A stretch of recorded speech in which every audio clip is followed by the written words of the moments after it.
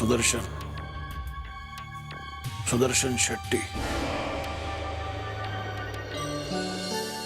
आणि तू इतकं छान जेवण करतेस मला माहिती नव्हतं.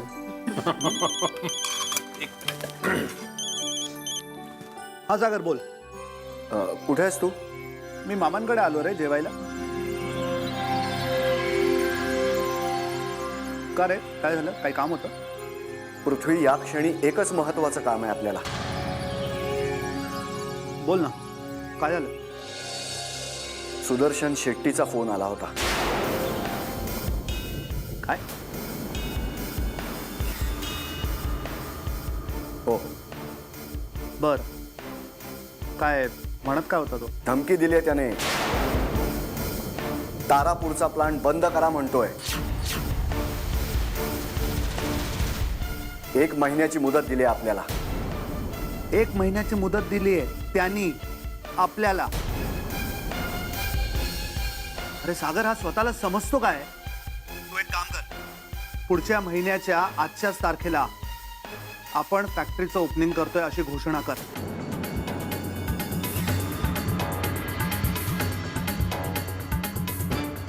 बघूया हा करतो काय ते.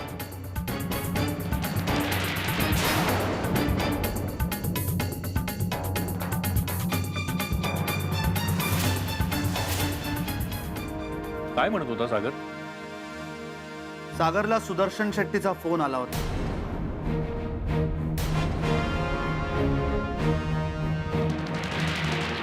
त्याने सागरला धमकवलंय की 1 महिन्यात प्लांट बंद कर. पृथ्वी, अरे अशा माणसांच्या नादाला लागू नये आपण. नाही मॅम, उलट अशा माणसांना धडा शिकवलाच पाहिजे. म्हणूनच मी ठरवलंय की आता मी माझ्या फॅक्टरीचं ओपनिंग लवकरात लवकर करणार.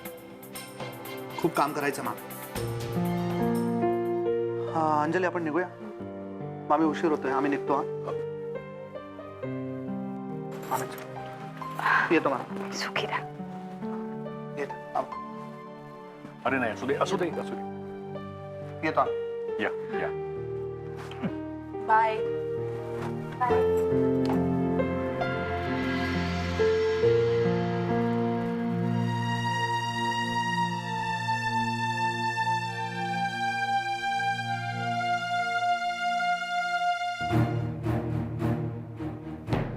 दिग्विजय, काय आहे तुझ्या वागण्याची तऱ्हाच कळत नाही मला. अरे कुणालाच कळणार नाही. या घरामध्ये माझ्या इतका अपमान आणि घुसमट दुसऱ्या कुणाची कधीच झाली नसेल. तू उगीच पराचा कावळा करू नकोस. लहान सहान गोष्टीवरून अशी डोक्यात राग घालून घेणं बरोबर आहे का? जेवणाच्या पानावरून उठतोस तू. चल बरं चल. नाही म्हटलं ना.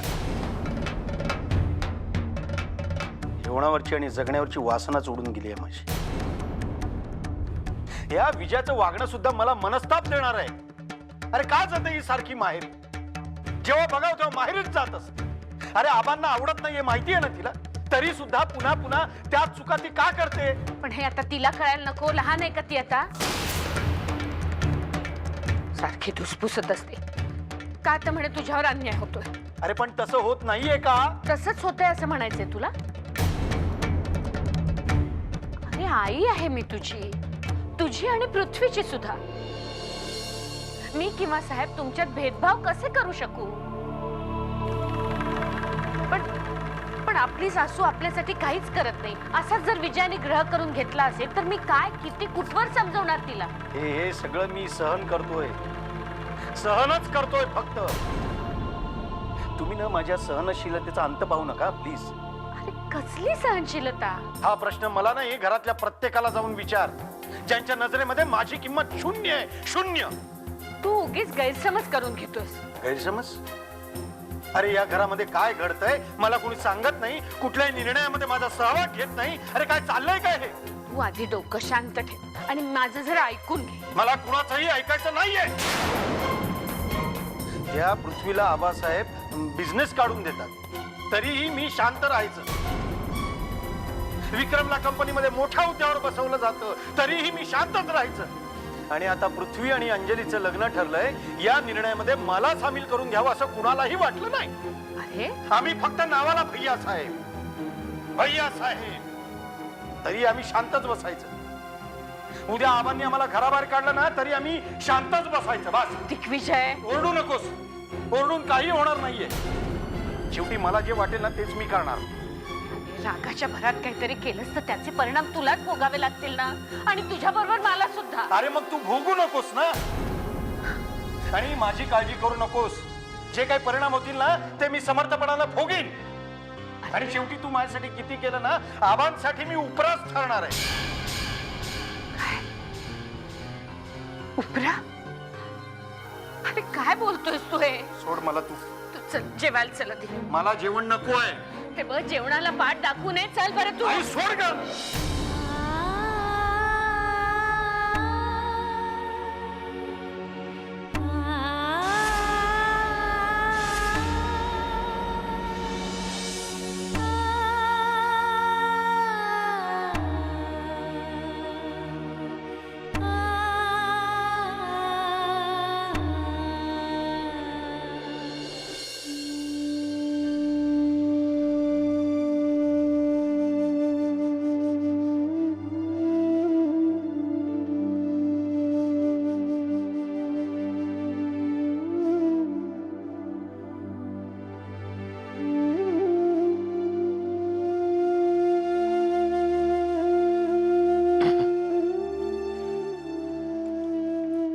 पृथ्वी आणि अंजली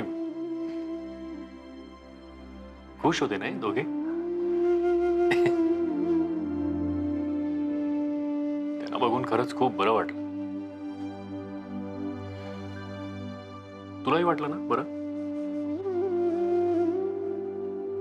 नक्की?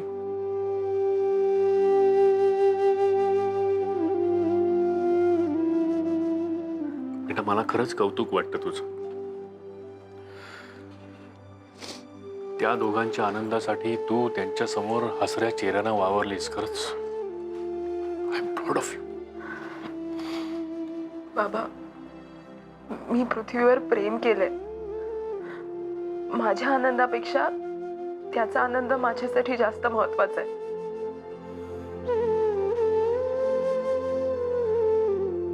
प्रेम केलंस ना त्याच्यावरती?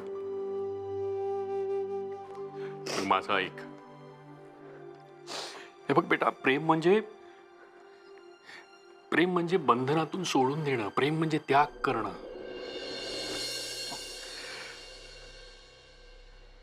पृथ्वीला विसरणं हे तुझ्यासाठी जास्त गरजेचं आहे बेटा.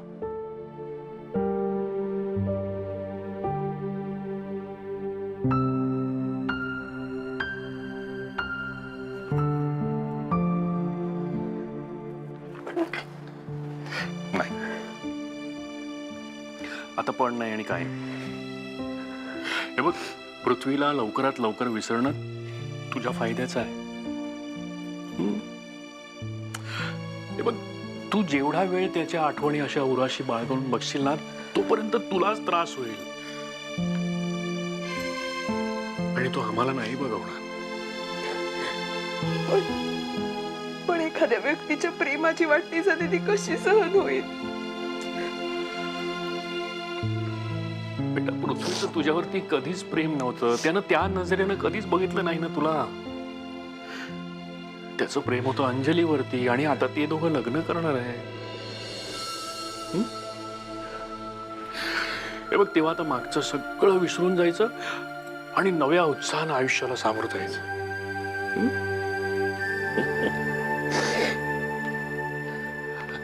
अगं, देवानं एखादा राजकुमार तुझ्यासाठी सुद्धा बघून ठेवलेला असेलच की काय.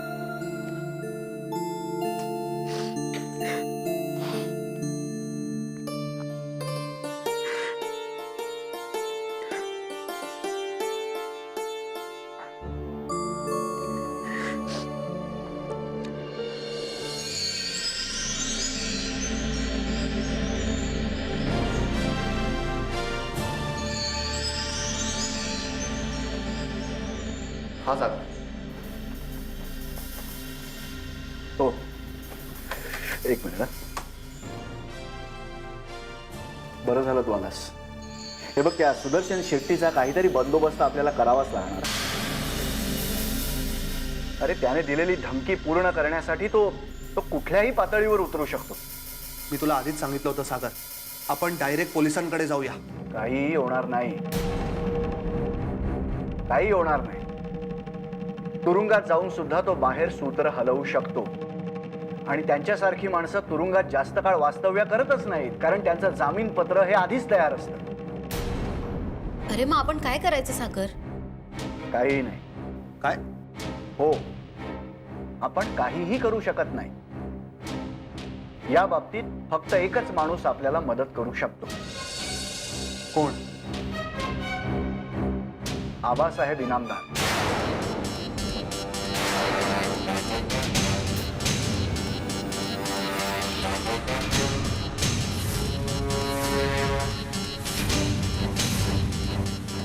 कारण अशी प्रकरणं हाताळायला काही विशिष्ट प्रकारचीच माणसं लागतात. नाही सागर, हे शक्य नाहीये. मी आबांची मदत नाही घेणार. पण का? का?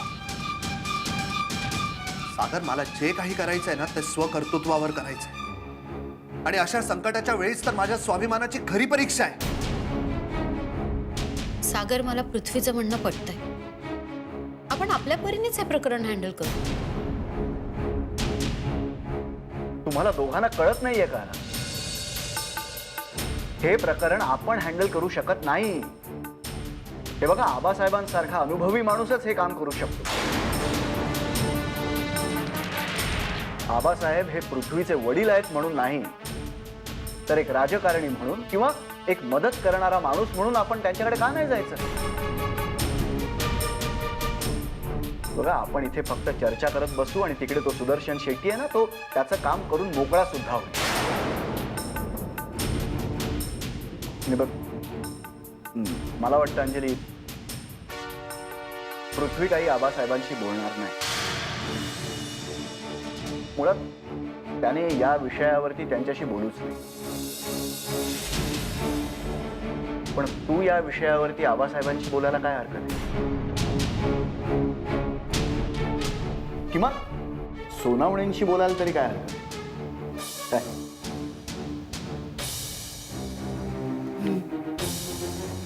सोनावणे. ठीक आहे.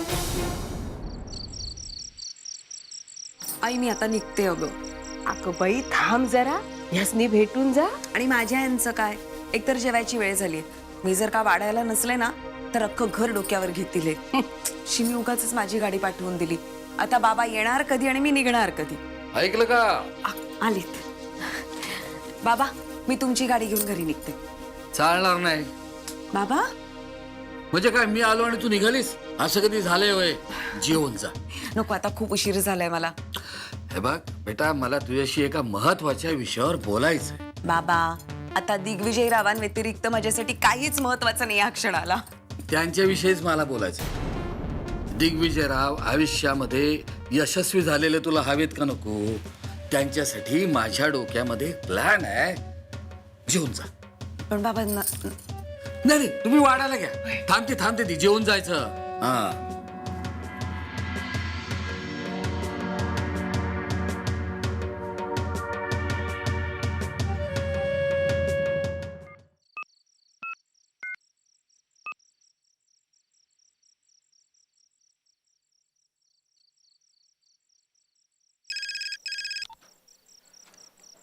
हॅलो. नमस्कार सोनावणे, मी प्रभाकर बोलतोय. हा, नमस्कार प्रभाकरराव. बोला ना. आबा आहेत का? जरा एक महत्वाचं बोलायचं होतं. बोला ना, बोला. नाही, सागरला सुदर्शन शेट्टीचा फोन आला होता. काय काय म्हणाला तो? धमकी दिली आहे त्यानं. तारापूरचा प्लांट 1 महिन्याच्या आत बंद करा म्हणाला.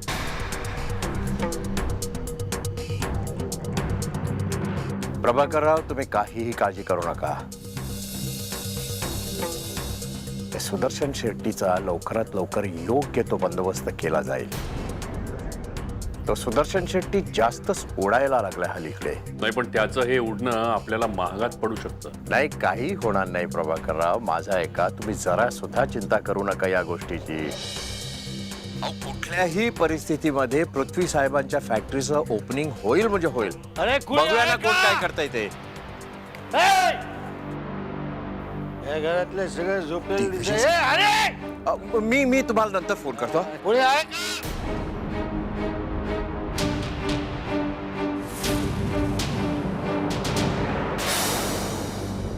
गाडीची किंमत नाही आहे मला. तू लांब राहा, लांब राहा. साहेब अरे या घरामध्ये काडीची किंमत नाही आहे. नाव नुसतं मोठं दिग्विजय सिंग राजे इनामदार. बघा माझं ऐका, तुम्ही घरी तुला सांगितलं ना अंगाला हात नाही लावायचा सोनावण्या. तुम्ही अजून जागे कशी काय? अरे हा बरोबर, आबांचा इमानी कुत्रा आहेस ना तू. या घराची नीट राखण करा, कोणाला येऊ देऊ नका. ओळखलं काय? आबांचा इमानी कुत्रा. साहेब माझं ऐका, तुम्ही अरे सोड रे, सोड मला. तू काय हात लावतो? चला या घरात काडीची किंमत नाही आहे दिग्विजय सिंग राजेला. पण दिग्विजय सिंग राजेला कोणी किंमत नाही दिली ना तरी ती कशी मिळवायची हे दिग्विजय सिंग राजेला चांगलंच ठाऊक आहे. अरे ऐकता ना का झोपला सगळे? दिग्विजय सिंगला आवाज देत आहे. सोड मला. अरे सोड, अरे सोड. दिग्विजय अंगाला हात लावायची हिंमत कशी झाली? तू शुद्धीवर ये जरा. एक minute. Okay, I am okay. मला काही झालेलं नाहीये. पण या घरामध्ये कुठल्याही निर्णयामध्ये आम्हाला सामील करून घेतलं जात नाही. दिग्विजय, अरे का? अरे अंजलीचं आणि पृथ्वीचं लग्न ठरलं, आम्हाला विश्वासात घेतलं नाही तुम्ही. कुठल्याही निर्णयामध्ये तुम्ही आम्हाला सामील करून घेत नाही. जरा शांत हो. अरे का? तर आम्ही सावत्र ना. निळ्या वेळेला अपमान, नुसता अपमान. तू आज जा बरं. या माणसाची हिंमत कशी झाली माझ्या अंगाला हात लावायची? अरे पुन्हा माझ्या अंगाला हात तर लाव, शूट करून टाकेल. स्वतःचे पायरे ओळखून वगैरे शेक. युजलेस. Don't touch me. मला काय झालेलं नाही. I am quite okay. Okay बघा, मला कळतंय तुम्हाला काय म्हणायचंय. अरे तुला काही माहिती नाहीये विजया. अरे तो दीड दमडीचा सोनावणे आम्हाला आधार देत होता. आम्हाला आधार देतो. अरे तिची लायकी आहे काय? हा, आम्ही कोणाला माहितीये ना, दिग्विजय सिंग राजे इनामदार आहोत. आबांचा कुत्रा आहे तो कुत्रा. तुम्ही चला जरा जरा शांत बना. शांत राहा. तू काय मला सांगते शांत राहा म्हणून? आणि होतीस कुठे तू? सारखं उठसूट मारी देतेस. इकडे सगळे मला बोलणे खायला लागतात. तुम्ही झोपा पाहू. माझी काळजी करते. सोड का? मला कळतंय झोपायचं काय बसायचं काय ते. तो त्याच्यामुळं आम्हाला आबांच्या समोर जाता येत नाही. सारखे अपमान होतात आबांसमोर आमचे. आबांची गन घेऊन एकदा मी शूट करणार आहे त्याला. तुम्ही झोपा ना. झोपायचं सोड मला.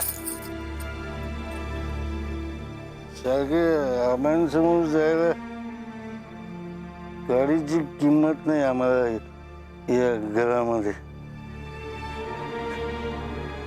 काही करायचं म्हणजे परवानगी घ्यायला लागते आबांची. सोनावणे,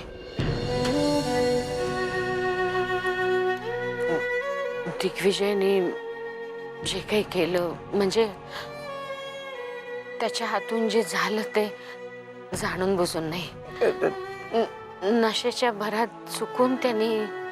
काही हरकत नाही वैद्य साहेब, होऊन गेलं ते, काही हरकत नाही. नाही नाही, हे काही बरोबर झालं नाही. त्याच्या वतीनं मी नाही वैद्य साहेब हे काय करताय? प्लीज प्लीज हात खाली घ्या वैद्य साहेब. तुम्ही माफी मागण्यासारखं काही घडलेलं नाहीये.